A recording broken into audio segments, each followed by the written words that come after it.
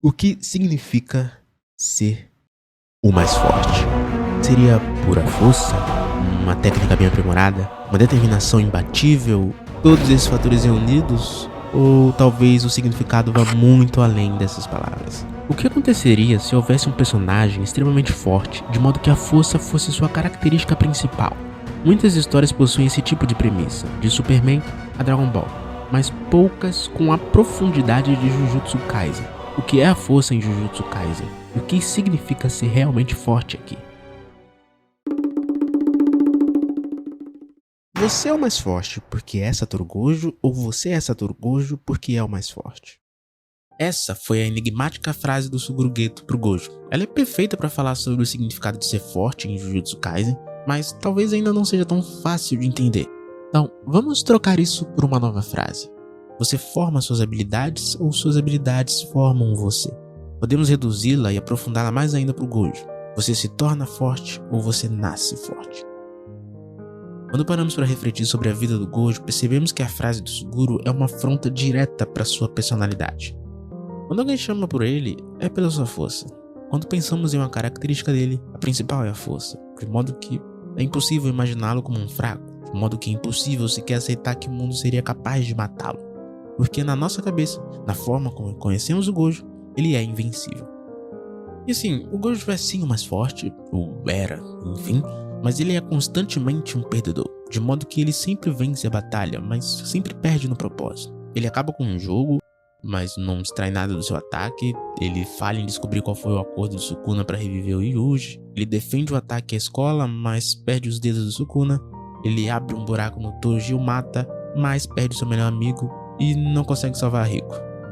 Depois ele vai até Shibuya e é selado, para então ser liberto para enfrentar o Sukuna e no fim, perder o mano a mano. Por pouco, mas perdeu. E o pior é que o Gojo tem noção de tudo isso. Ele sabe muito bem que é o mais forte. Ele sabe que nasceu em um clã extremamente forte, que a combinação dos seus poderes não acontece em fazer 100 anos, sua maestria em habilidade é uma das melhores, desde criança sua presença afeta o mundo e que ninguém é como ele. Mas ele nunca consegue fazer grandes feitos de verdade. Sentimos essa dor vindo dele quando ele pergunta pro seu mestre se ele é forte. O mestre obviamente diz que sim, ao que ele responde com frustração, mas aparentemente não é o bastante ao ser simplesmente forte.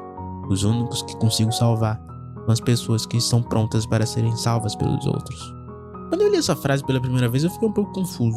Ele é um grande feiticeiro e com certeza consegue salvar muitas pessoas. Mas depois eu refleti um pouco e percebi que ele estava falando especificamente da Rico e do Sugeto. Ele é forte bastante para salvar ela de um monte de inimigos fracos, mas quando o verdadeiro inimigo aparece, ele falha. Quando seu melhor amigo se perde pro caminho do mal, ele sente a dor de não ter previsto isso e quando ele tem uma chance de convencê-lo a voltar, ele também falha. É como se você fosse ótimo em matar figurantes, mas na hora de matar o verdadeiro boss, você falha.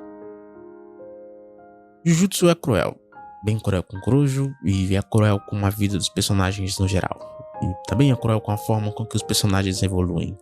A filosofia dele até então é que o mais forte vence ao abdicar da sua empatia, seja sacrificando uma ou várias pessoas ou abdicando parte da empatia dos que se foram.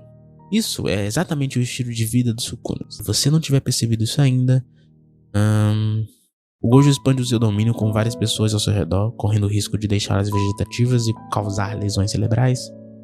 O Mekamaru traiu a escola de feiticeiros para poder ter um corpo regenerado. O Gojo perdeu a Rico, mas não teve nenhum luto por ela, apenas se contemplando com o novo poder diante dos seus olhos. O pai da Maki tenta matar ela e a irmã dela porque elas são um peso para sua reputação. E aí a irmã da Maki se mata e ela consegue, graças a isso, ter poder. E o que ela faz? Mata o clã todo, na força do ódio. Eu não vou negar que eu amei esse momento, apesar de ter sido uma atitude bem do estilo Sukuna. Tem até essa frase que representa muito bem esse ciclo. Tem o mais pesado até agora, que é o Yuji usando o corpo do Gojo, e no capítulo ele fala constantemente que está disposto a se tornar um monstro se for necessário para vencer. Não se importa de usar o corpo de alguém para ter poder e obter o seu objetivo, mesmo que esse alguém seja seu mestre. É um dos maiores plot twists criativos com habilidades que eu já vi, isso é inegável, mas também é um ponto para esse estilo de viver Sukuna, que é o aluno do Gojo fazendo o mesmo que o Sukuna, pegando o corpo de alguém para obter poder. Então, perfeito, acho que aqui você já entendeu o mundo que a gente vive. Mas o único que foge desse mundo é o Yuji. É por isso que nem o Yuta e nem o Gojo são os protagonistas do anime. O Yuji chega no anime como um garoto bobo que quer salvar todo mundo e ser um super-herói de Boku no Hero. encantado ao descobrir que existem poderes e que ele consegue lutar. E aí ele simplesmente toma um tapa na cara do Mahito, que meio que mata Nobara e mais um monte de pessoas. Depois o Sukuna acorda de novo e mata um monte de pessoas. Aí ele acorda, perde a batalha e um monte de pessoas começam a morrer. E aí o Sukuna pega o corpo do seu melhor amigo, mata o seu mestre e mais um monte de pessoas morrem. Então assim, a gente continua nessa mesma essência de um monte de pessoas morrerem nessa brincadeira. Mas ele segue o mesmo Yuji que prometeu ajudar as pessoas. É por isso que ele sofre tanto com o assassinato em Shibuya, porque ele nunca comeria o dedo do Sukuna para sobreviver se isso resultasse no assassinato de todas aquelas pessoas. Como ele não pode voltar no passado e morrer seria um desrespeito aos que ele matou por estar vivo, ele segue, mas segue se lembrando das pessoas que ele não foi capaz de salvar intensamente. O melhor momento dessa representação é quando ele enfrenta o Yorimi Higuruma. O Higuruma usa o seu poder de julgamento, dizendo que foi Yuji quem matou as pessoas em Shibuya, e o Yuji simplesmente assume que ele é o culpado.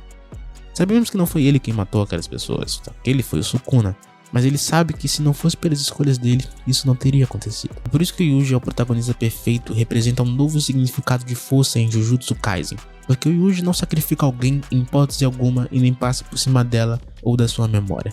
Ele cresce apático a todas essas questões e sempre prioriza a memória daqueles que não estão mais aqui. Ele carrega consigo uma outra forma de ser forte que enfrenta exatamente como a filosofia do Sukuna é, de como ela impregna a história. Tipo você imaginar o All Might em Shingeki no Kyojin.